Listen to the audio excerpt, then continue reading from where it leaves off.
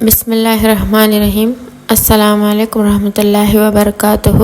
جانتے ہو، انسان کا اپنے نیند سے بیدار ہونا یقیناً ایک مشکل کام ہے۔ دن بھر کی تھکن کے واجب رات کو سکون کی نیند سے اٹھتا ہے تو پھر اپنے نفس کو قربان کر کے اٹھتا ہے، کیونکہ رات کا اٹھنا اور خاص کر سردیوں کی راتوں میں اٹھنا یہ یقیناً ایک مشکل کام ہے۔ لیکن آپ نے سوچا ہے کبھی یہ ہوتا کب ہے؟ یہ تب ہوتا ہے جب آپ کو کوئی بہت بڑی طلب ہو، آپ کو اللہ سے پیار ہو، آپ اللہ سے باتیں کرنا چاہتے ہو، اور پھر بات بھی کب؟ جب آپ سکون کی نیند سونا چاہتے ہیں۔ اور یہ بہت بڑی سعادت کی بات ہے کہ سردیوں کے سخت ترین راتوں میں جب کوئی اٹھ کر اللہ کے سامنے کھڑا ہو جائے اور کہے کہ یہ اللہ، میں آ گئی ہوں تیرے در پہ، تو سوچیں ایسے میں اللہ ایسے لوگوں سے کتنا خوش ہوتے ہوں گے اور ان کے لیے کیا کیا فضیلتیں اور انعامات اللہ نے رکھے ہوں گے، اس کا تو آپ اور میں اندازہ ہی کر سکتے ہیں۔ سنا ہے کہ جب کوئی نوجوان چڑھتی جوانی کا شدید سردیوں کی ٹھنڈی راتوں میں اپنے گرم اور سکون وہ بستر کو چھوڑ کر نماز تہجد کے لیے اٹھتا ہے، وضو کرتا ہے اور اللہ کے سامنے نماز کے لیے کھڑا ہو جاتا ہے، تو جب وہ اللہ کے سامنے سجدہ کرتا ہے تو اللہ اس کو دیکھ کر مسکراتا ہے۔ اور ذرا اس بات کو تصور تو کریں کہ وہ بندہ کیسی عظمت اور شان والا ہے جس کو دیکھ کر میرا اللہ مسکراتا ہے۔ اور پھر اللہ پاک فرشتوں کو گواہ بنا کر کہتا ہے کہ اے ملائکہ، تم گواہ ہو جاؤ، میرے اس بندے نے مجھ سے جو مانگا ہے میں نے اسے عطا کر دیا۔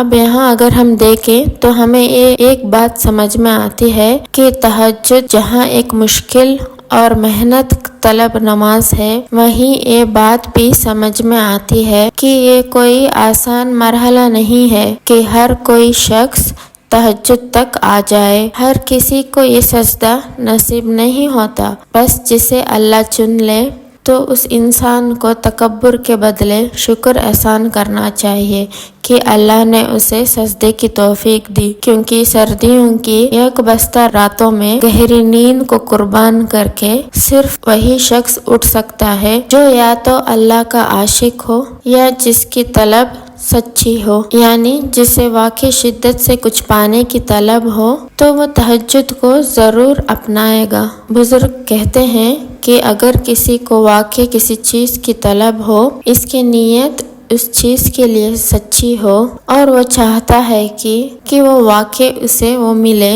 تو پھر ایسے شخص کو چاہیے کہ وہ تہجد کو لازمی پڑھے، کیونکہ تہجد کا یہ وقت بہت قیمتی ہوتا ہے اور روحانیت کی بلندیوں پر پہنچنے والی بہت سے لوگوں نے اس وقت کو اپنا کر بہت کچھ حاصل کر لیا ہے۔ جب انسان کی نیت اور طلب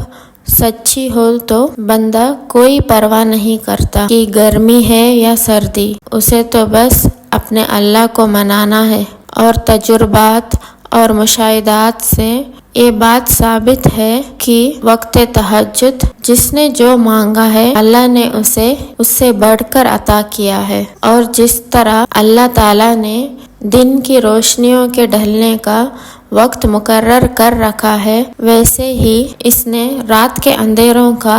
ختم ہو جانا بھی لکھ رکھا ہے۔ اور سردی کی یک بستہ اندھیری راتوں میں تہجد کی طویل سجدوں کے ساتھ رو رو کر اللہ کو اپنا حال دل سناتے ہیں، تو ذرا غور تو کر کے دیکھیں کہ تہجد کے سجدے سے فجر کے اندھیرے تک میں جب ہم سب غم اللہ کے حوالے کر دیتے ہیں نا، تو فجر کی روشنی سے اللہ ہمیں یہ بات سمجھا رہا ہوتا ہے کہ میرے بندے، میں ایسے ہی تمہاری زندگی کے